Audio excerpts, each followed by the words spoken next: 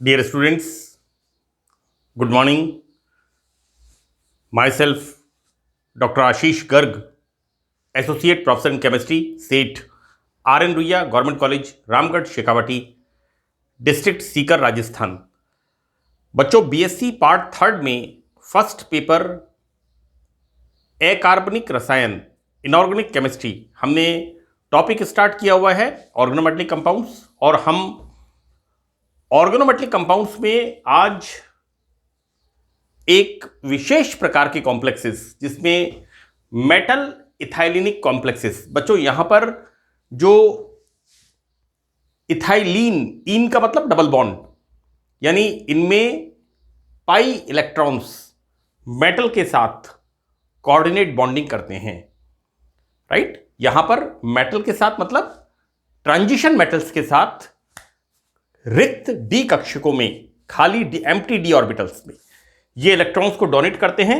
मैंने यहां पर दिखाया है किस तरह से। यहां पर दिस एरो, तीर का निशान क्या इंडिकेट करता है? उप सह संयोजक बंध, कोऑर्डिनेट बॉन्ड को इंडिकेट करता है। So let's we start now. देखो बच्चों, this is the scientist Zeise's. इसने बताया था जीसेल सॉल्ट। मैं आगे इसको बताऊंगा बच्चों। यहां पर this is the Zeise's salt. Zeise's salt, बच्चों, जीसेस द साइंटिस्ट ने सबसे पहले प्लेटिनम टेट्राक्लोराइड के एल्कोहलिक सॉल्यूशन को रिफ्लेक्स करके एक स्टेबल येलो कलर का जीसेस लवण, जिसे सामान्यतः पोटेशियम टेट्राक्लोरोप्लेटिनेट, बच्चों देखिए दिस इज पोटेशियम टेट्राक्लोरो और this is potassium, okay, correct. तो पोटेशियम टेट्रा, जिसे सामान्यतः पोटेशियम टेट्राक्लोरोप्लेटिनेट एवं इथाइलिन की क्रिया से, बच्चों देखिए दिस इज द पोटेशियम। मैं आपको बताऊं कि मैं इसको देख रहा था, दिस इज द पोटेशियम। बच्चों, कोऑर्डिनेशन केमिस्ट्री का nomenclature, this is the primary valency and this is the secondary valency. बड़े ब्रैकेट में जो वैलेंसी होती है that is the coordination bond. यहां पर Werner's theory BSc part second में हमने कोऑर्डिनेशन कंपाउंड पढ़ा है। देखो बेटा, ये है इसका कोऑर्डिनेशन नंबर प्लेटिनम का 4, because 4Cl is the ligands. तो यहां पर पोटेशियम टेट्राक्लोरोप्लेटिनेट की इथाइलिन के साथ रिएक्शन होती है। और बच्चों यहां पर देखिए आप, 1Cl of the platinum is replaced and here ethylene CH2 double bond CH2 ये इसके साथ बॉन्ड बनाता है। This is potassium trichloro ethylene, this is Palatinate. Negative charge आएगा ना, तो नेगेटिव चार्ज जब आता है तो मेटल जो होती है उसके नाम के लास्ट में हम ATE, nickelate, chromate, cobaltate, like, okay, cuprate, तो so that this is the platinate. This is potassium trichloro ethylene, C पहले आएगा बच्चों alphabetically. This is trichloro ethylene platinate, fourth. And this now यहां पर बच्चों ये कैटलिस्ट फॉर्म होता है। This is the Zeise's salt. ये सबसे पहले इस साइंटिस्ट ने, जिसका नाम जीसे था, उस साइंटिस्ट ने इसको बनाया। और ये बच्चों, ये वाला जो हम कह रहे हैं कि मेटल की इथाइलिन के साथ बॉन्डिंग होती है, दैट इज बच्चों this is the coordinate bonding होती है। और किस तरह से मैंने बताया है कंप्लीट इसके अंदर बॉन्डिंग।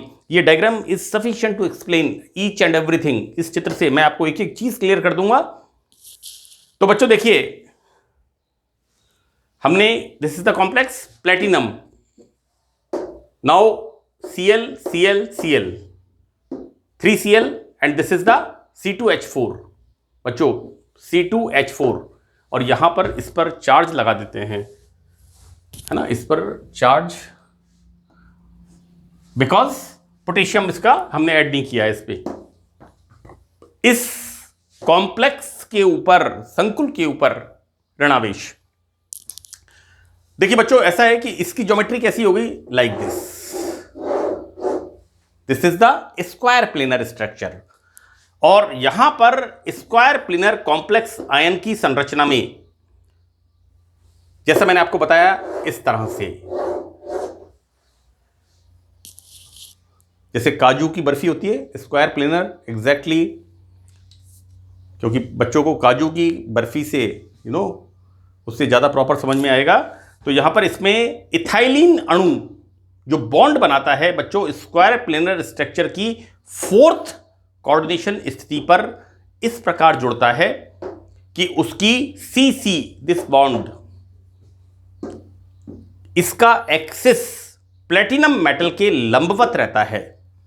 तो बच्चों यहां पर इंपॉर्टेंट चीज क्या होती है, देखो बेटा ऐसा है, ये बॉन्ड क्या इंडिकेट कर रहा है कि ये ऊपर की तरफ है, ये पैरेलल है, ये पीछे की तरफ जा रहा है और ये इस तरह से है, right. So this is the square planar structure. यहां पर इससे 3 डायमेंशनल स्ट्रक्चर, मैं आपको सिर्फ इसको आप इमेजिन कर सकते हैं। यहां पर बच्चों देखिए ये बॉन्ड ऊपर की तरफ आता हुआ, ये दूर की तरफ जाता हुआ। मैंने स्टीरियो केमिस्ट्री के अंदर BSc पार्ट फर्स्ट में जितने भी डॉटेड बॉन्ड्स बताए हैं उनमें मैंने ये कहा है कि जो डॉटेड बॉन्ड्स हैं वो दूर की तरफ, पीछे की तरफ जाते हुए, है ना। तो देखो बेटा ऐसा है कि यहां पर CC अक्ष प्लेटिनम मेटल के लंबवत होता है जिसकी लंबाई 1.33 से थोड़ा बढ़कर के 1.37। बच्चों देखिए ऐसा है कि यहां पर ये जो बॉन्ड लेंथ होती है ये बढ़ जाती है, कितना 1.37 एंगस्ट्रॉम हो जाती है। बच्चों इस अणु में इथाइलिन अणु, see this is the ethylene, this is the metal.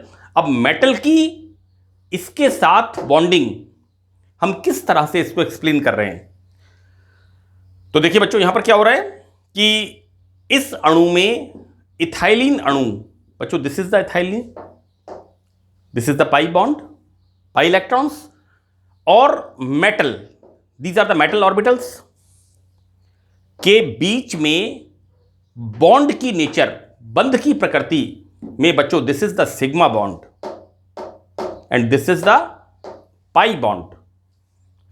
दोनों सिग्मा व पाई प्रकार की होती है। यहां पर nature of the bond sigma and pi, both type of bonds are here.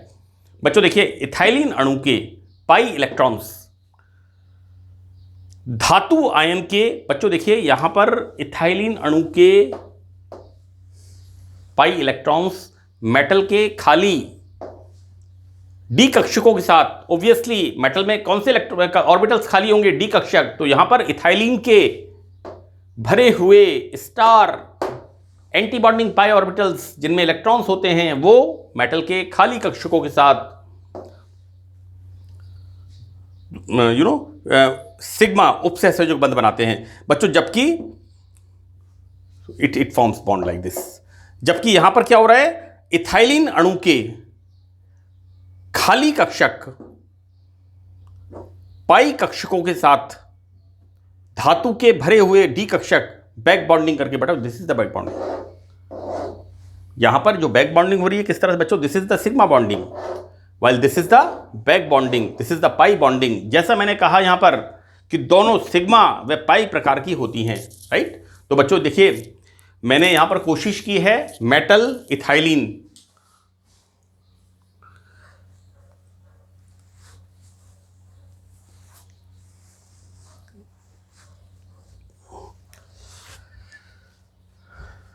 यहां पर बच्चों देखिए हमने मेटल और इथाइलिन के बीच में बॉन्ड को समझाने की हमने प्रयास किया है एंड मैंने ये बहुत ही लाइवली स्ट्रक्चर बनाया है। बच्चों देखिए यहां पर this is the pi bond, this is like this and this is the sigma bond, right. यहां पर देखिए बच्चों nature of bonding in ethylene complex, किस तरह से इथाइलिन मेटल के साथ बॉन्ड फॉर्म करती है। तो बच्चों ये हमने बताया धातु इथाइलिनिक कॉम्प्लेक्स। अब बच्चों देखिए हम स्टार्ट करते हैं, very very important, this is homogeneous hydrogenation, है ना। यहां पर होमोजीनियस से मतलब होता है कि जो हमारा कैटलिस्ट होता है वो रिएक्शन मिक्सचर में मिक्स हो जाता है, दैट इज सॉल्युबल। राइट। तो ये एक बड़ा इंपॉर्टेंट पार्ट है। हमने ऑर्गेनोमेट्रिक कंपाउंड्स के बारे में पढ़ा, उनका नॉमेनक्लेचर पढ़ा, और हमने इंडिविजुअल मेंबर्स के बारे में अध्ययन किया। अब देखिए बच्चों, यहां पर हम बात कर रहे हैं कुछ catalyst, like this is the Wilkinson catalyst. बच्चों, this are the homogeneous hydrogenation. Homogeneous से मतलब है यहां पर कि हमारा जो रिएक्शन मिक्सचर होता है उसमें रिएक्टेंट्स और कैटलिस्ट वो सब उसके अंदर सॉल्यूशन फॉर्मेशन हो जाती है। So that is the homogeneous. और अगर बच्चों देखिए, बीएससी पार्ट सेकंड में एक चैप्टर आपका है ट्रांजिशन एलिमेंट्स, और उसके अंदर मैंने catalytic activity, transition elements first series में कैटालिटिक एक्टिविटी के बारे में डिस्कस किया है। और वहां पर इस बात को बताया है कि जब कैटलिस्ट रिएक्शन मिक्सचर के साथ सॉल्युबल हो जाता है, रिएक्टेंट्स एंड कैटलिस्ट की स्टेट अवस्था एक जैसी हो जाती है, उसे हम कहते हैं होमोजीनियस कैटलिस्ट, राइट। जबकि बहुत सी रिएक्शंस ऐसी होती हैं जिनमें कैटलिस्ट हमें दिखता रहता है, जैसे हम निकल की बात करें, जैसे हम प्लैटिनम की बात करें, जैसे हम पैलेडियम की बात करें, दैट इज हेट्रोजीनियस कैटलिस्ट। वहां पर इनका फेज अवस्था हेट्रोजीनियस अलग अलग होती है। यहां पर हम बात कर रहे हैं बच्चों, देखिए this is chloro tris triphenyl phosphine rhodium first. बच्चों, this is chloro, right. Organic ligand है, इसलिए यहां पर संख्या सूचक शब्द ट्रिस, राइट। हम क्या कहते हैं, 2 के लिए बिस, 3 के लिए ट्रिस, 4 के लिए टेट्राकिस, 5 के लिए पेंटाकिस, 6 के लिए हेक्साकिस, सो व्हाट। ये हमारा, देखिए मैंने आपको बीएससी पार्ट सेकंड में कोऑर्डिनेशन केमिस्ट्री में आप ये पढ़ के आए हैं कि हम किस तरह से कार्बनिक लिगेंड को संख्या सूचक शब्द देते हैं। तो बच्चों, this is triphenyl phosphine, this is chloro tris 3, triphenyl phosphine rhodium, this is rhodium metal है ना।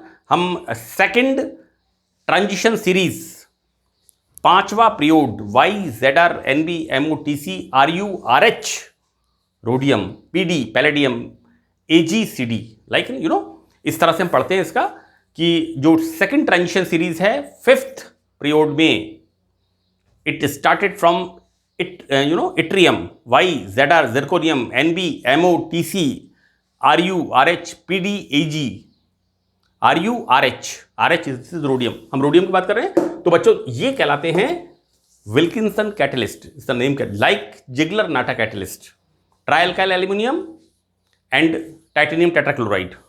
मैंने बताया था आपको, ये बहुत इंपॉर्टेंट कैटलिस्ट है। This is the Wilkinson catalyst. Now बच्चों, ये जो कंपाउंड है, ये पहला स्क्वायर प्लेनर D8 कॉम्प्लेक्स है, जो एक होमोजीनियस कैटलिस्ट है, यानी रिएक्शन मिक्सचर के साथ मिक्स होकर के कैटालिटिक एक्टिविटी करता है। मैंने बच्चों देखिए कैटालिटिक एक्टिविटी में बताया कि हेट्रोजीनियस कैटलिस्ट, सपोज कि एक, आई एम सॉरी मैं अलग तरह से इसे बता रहा हूं, कि सपोज करिए कि किसी यूरोपियन कंट्री से एक टेररिस्ट, किसी भी रिलीजन का हो सकता है, वो हमारे कंट्री में आता है, तो वो नज़र आएगा अलग से, क्योंकि उसका कलर अलग होगा, उसकी लैंग्वेज अलग तरह की होगी, उसका एक्सप्रेशन अलग होगा। This is heterocyclic, heterogeneous. लेकिन अगर कोई पाकिस्तान से या बांग्लादेश से कोई व्यक्ति आकर के हमारे कंट्री में एक्टिविटी करता है, तो वो हमारे लोगों के साथ कल्चर, लैंग्वेज, अपीयरेंस कैसा दिखेगा, वो हमारे जैसा दिखेगा। तो होमोजीनियस कैटलिस्ट, वो गलत रिएक्शन कर रहा है, सही रिएक्शन कर रहा है, इट इज अनदर इशू। मेरा कहने का मतलब इतना है कि हेट्रोजीनियस कैटलिस्ट जिसकी अपीयरेंस नजर आती है, जबकि होमोजीनियस कैटलिस्ट जो कि हमारे साथ मिक्स होकर के हमारा जैसा दिखता है, हमारी जैसी लैंग्वेज है, हमारा जैसा कल्चर है, हम रिकॉग्नाइज नहीं कर पाते। तो this the homogeneous, this is the homogeneous catalyst. Clear बच्चों, देखिए यहां पर विलयन अवस्था में यह उत्प्रेरक वियोजित होकर के ट्राइफिनाइल फॉस्फीन का अणु मुक्त करता है। देखो बच्चों, यहां पर क्या हो रहा है, this chloro triphenyl phosphine rhodium third chloride. ये क्या कर रहा है, सॉल्यूशन के अंदर ट्राइफिनाइल फॉस्फीन को रिलीज करता है और ट्राई कोऑर्डिनेट कॉम्प्लेक्स इस तरह का बच्चों रोडियम का, अब यहां पर क्या बन गया, chloro bis, it's not tris, this is the bis, triphenyl phosphine rhodium का ये बनता है, इट इज फॉर्म। बच्चों ये संकुल अनस्टेबल, रोडियम का ये जो कॉम्प्लेक्स फॉर्मेशन होता है इट इज हाईली अनस्टेबल, इसका सेपरेशन नहीं होता। लेकिन इसी प्रकार का कॉम्प्लेक्स, यानी यहां पर क्या होता है, देखो बेटा 2+1 3 लिगेंड्स है ना, तो इस तरह का कॉम्प्लेक्स ये सेपरेट हुआ है। इससे बच्चों अंदाजा लगाया साइंटिस्ट ने कि इन दोनों के स्ट्रक्चर के बारे में या रिएक्टिविटी के बारे में। तो बच्चों इसी प्रकार का complex, this is tris triphenyl phosphine rhodium third, जो कि विल्किंसन उत्प्रेरक के Cl- आयन के पृथक होने से बनता है। बेटा देखो ऐसा है कि ये आया ना, इसमें से अगर हम इसको अलग कर दें तो क्या बनेगा, दिस इज बनेगा ट्रिस ट्राइफिनाइल फॉस्फीन रोडियम बनेगा, the same catalyst is here. तो यहां पर ट्रिस ट्राइफिनाइल फॉस्फीन रोडियम, जो कि विल्किंसन उत्प्रेरक से Cl- आयन के अलग होने से बनता है। बच्चों ये जो बनता है यहां पर की संरचना ट्राइगोनल नहीं होती, जैसे ये टी शेप होती है ना, इसके स्ट्रक्चर की स्टडी की गई तो ये टी शेप होती है। बच्चों यहां पर कैटालिटिक एक्टिविटी के लिए chloro triphenyl phosphine, chloro tris triphenyl phosphine rhodium third के इसको, है ना, यहां पर क्या हो रहा है, ये अलग हो रहा है ना। ये जो हम बात कर रहे हैं कि विल्किंसन कैटलिस्ट की कैटालिटिक एक्टिविटी, तो इसमें से बच्चों ये रिमूव हो रहा है। तो ये जो रिमूव होता है इसके वियोजन के लिए हम इसको निम्न प्रकार समझाते हैं। कैसे समझाते हैं बच्चों, कि अगर यहां पर इसकी जगह क्या हो, ये हो 83P, राइट, हम क्या कह सकते हैं इसको, ट्रिस ट्राइथाइल फॉस्फीन, है ना। तो ऐसे कॉम्प्लेक्सेस के अंदर बच्चों लिगेंड्स में स्क्वायर प्लेनर कॉम्प्लेक्स में होमोजीनियस उत्प्रेरण का गुण नहीं पाया जाता। यानी अगर हम यहां पर इस फिनाइल को किससे रिप्लेस कर दें, इथाइल से, और मैं आपको क्या बताना चाह रहा हूं, 83P, हम क्या बोले इसको, chloro tris triethyl phosphine rhodium third chloride, है ना। अगर हम इसको इस तरह से कर दें तो बच्चों इस तरह के कैटलिस्ट के अंदर कैटालिटिक एक्टिविटी नहीं होती। क्यों नहीं होती, क्योंकि यहां पर 83P के अंदर 3 मॉलिक्यूल हैं, सॉरी यहां पर 3 ग्रुप्स हैं, ये है ना, ट्राइथाइल 83P ट्राइथाइल फॉस्फीन, यानी ट्राइथाइल फॉस्फीन कितने हैं, 3। अगर हम इसकी जगह इसको लगाते हैं ट्राइथाइल फॉस्फीन को, राइट, तो इनके अंदर स्टीरिक हिंड्रेंस नहीं होगा। जबकि यहां पर जो फिनाइल ग्रुप होता है और स्टीरिक हिंड्रेंस नहीं होगा तो इनकी कैटालिटिक गुण नहीं पाते, राइट। जबकि बच्चों देखिए यहां पर अगर ये होता है तो ये कैसा है, फिनाइल क्या है, बेंजीन रिंग, फिनाइल होता है बेंजीन रिंग। तो बच्चों यहां पर क्या हो गया, बेंजीन थ्राइस, यानी यहां पर इतना ज्यादा स्टीरिक हिंड्रेंस होगा कि ये डेफिनेटली इसमें से सेपरेट होगा। तो मैंने बच्चों क्लियर लिखा है, अर्थात भारी लिगेंड्स लाइक दिस की स्टीरिक हिंड्रेंस, बच्चों उसे कहते हैं त्रिविम बाधा। अगर मोटे मोटे ग्रुप होंगे तो वो टकरा के दूर हो जाएंगे और इसका सेपरेशन हो जाएगा। इसको कहते हैं केमिस्ट्री की लैंग्वेज में स्टीरिक हिंड्रेंस, है ना। जैसे हम कहें कि जो रोडवेज बस होती है उसमें 2 सवारी के बैठने की सीट होती है और उस सीट के ऊपर अगर 200 किलो के आदमी बैठ जाएं तो उनके अंदर स्टीरिक हिंड्रेंस होगा, और अगर 60 किलो के आदमी बैठेंगे तो उसमें एडजस्ट हो जाएंगे, राइट। और अगर स्टीरिक हिंड्रेंस होगा तो उनके अंदर ऊर्जा बढ़ जाएगी, लड़ाई झगड़े की संभावना। और अगर दो बैठे हुए हैं तो वो दोनों ग्रुप्स छोटे होंगे, तो उनमें त्रिविम बाधा नहीं होगी, settle down, molecule is stable. तो बच्चों यहां पर भारी लिगेंड्स की स्टीरिक हिंड्रेंस से संकुल का यहां पर वियोजन होता है और इसका मुक्त होता है। तो बच्चों यहां पर मैंने आपको बताया कि किस तरह से होमोजीनियस हाइड्रोजनेशन को मैंने स्टार्ट किया है, और मैं अब नेक्स्ट पार्ट के अंदर पार्ट 17 में होमोजीनियस हाइड्रोजनेशन के एविडेंसेस किस तरह से, ये मैंने आपको बताया पहला वाला कि किस प्रकार से इसको समझाते हैं, इसको मैं फर्दर कंटिन्यू करूंगा। तो बच्चों that's all in this lecture. Thank you.